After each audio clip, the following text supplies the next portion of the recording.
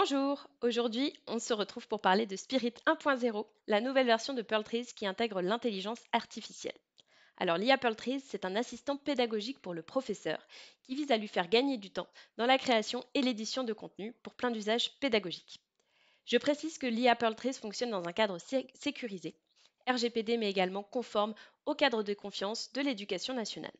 En plus de cette IA, on va voir qu'il y a de nouvelles fonctionnalités qui ont fait leur apparition pour simplifier l'usage de Pearl en général.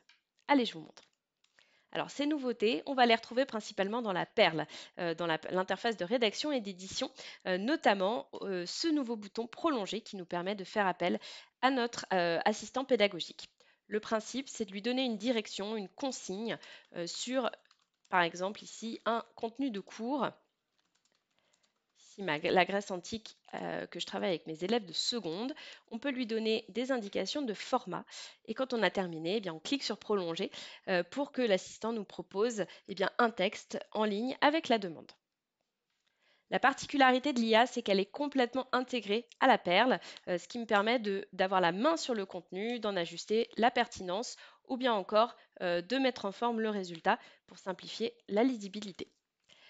Comme je reste dans la perle, je vais pouvoir continuer à travailler sur ce contenu, ajouter mes notes ou bien encore des images.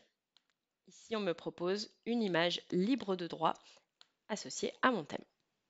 Surtout, vous allez pouvoir enrichir le cours de manière itérative en continuant à prolonger.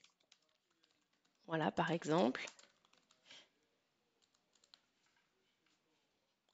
Par exemple, un texte sur la démocratie athénienne.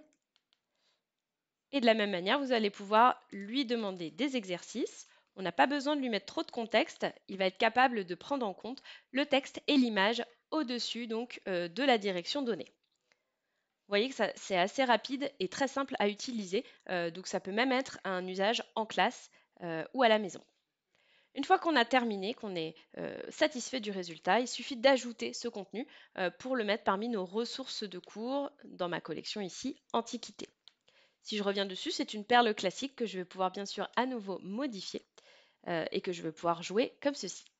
Petite astuce, si votre perle est assez longue, c'est le cas ici, vous allez désormais pouvoir l'éclater. Ici, par exemple, mon QCM, je vais pouvoir le sortir de ma perle pour le mettre de manière indépendante, que mes élèves puissent avoir d'un côté le cours et puis l'exercice de l'autre côté à réaliser.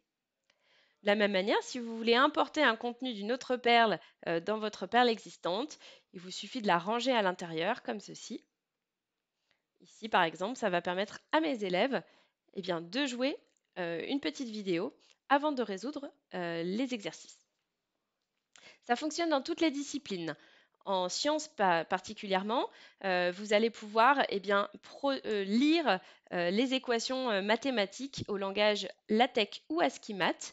Et donc, ça va être capable de prolonger à partir de ce contexte et de proposer des équations dans les mêmes formats, donc ASCII-Math ou LaTeX, équations que vous allez ensuite pouvoir modifier simplement en cliquant dessus. Enfin, mon assistant pédagogique va être capable de lire de l'écriture manuscrite, par exemple analyser une photo du tableau ou d'un cahier, ce qui peut être assez pratique dans le suivi des travaux des élèves, par exemple.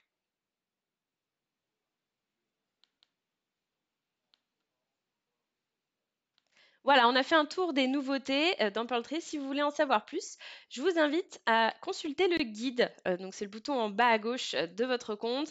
Vous avez une formation dédiée aux usages de l'IA ainsi qu'une FAQ si vous voulez en savoir plus sur son fonctionnement. Merci et à bientôt sur Pearl